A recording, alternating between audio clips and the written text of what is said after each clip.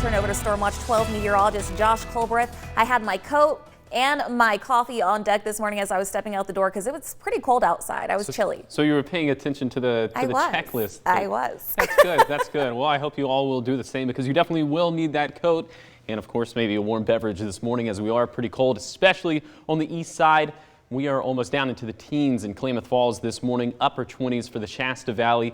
Right around the mid 30-degree mark for the Rogue Valley, and then 39 degrees this morning for Brookings. A little bit later in the day, it will warm up very nicely, feeling very spring-like out there, getting into the low to mid 60s. Not as much sunshine as we saw yesterday, so that's a little unfortunate, but no hazards today for the hiking planners, so get out there and enjoy some beautiful, albeit mostly cloudy views. A very mild day today, some breezy conditions up in some of the higher terrain.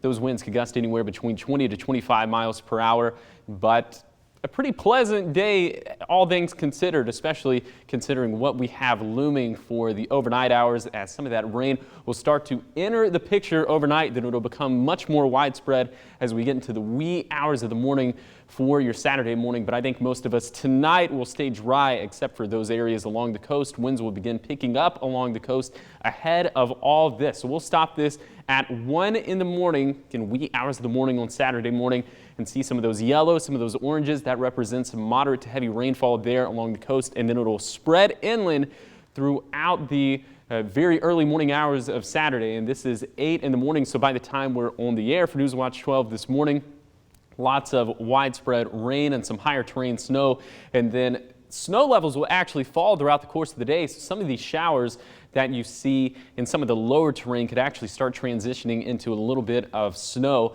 and then come time for the evening, still some more scattered showers, but then we are almost completely dry come time for midnight.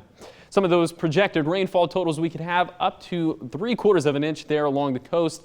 And then as you work your way down to the Cascades, Rogue Valley, Shasta Valley, and to the east side, those kind of incrementally go down by about 1/10 to 1/4 of an inch.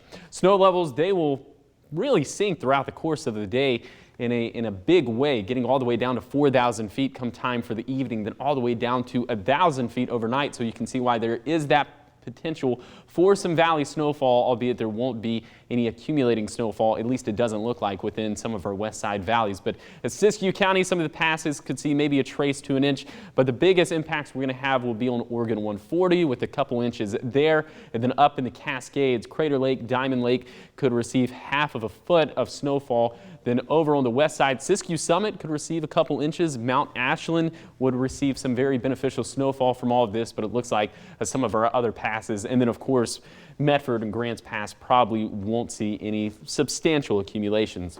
Travel will be tricky on Saturday, especially as those snow levels are falling throughout the course of the day. Sunday morning, those pass conditions could be a little bit dicey, but we will dry out after that, so pass conditions will definitely improve because of the dry weather and because of the sunshine we'll have on Sunday and because of the warm temperatures we'll see towards the beginning of next week, getting all the way into the 60s there for the coast. A very pleasant week. And then for Siskiyou County, also a big temperature swing, especially between Saturday and Tuesday. Look at that, over a 20-degree difference.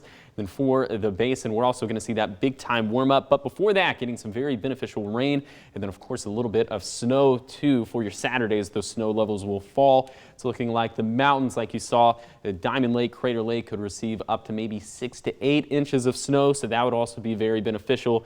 And then of course the Rogue Valley also needs all the rain we can get. Maybe a brief transition into snow on Saturday night, drying out Sunday and warming up big time Monday and Tuesday.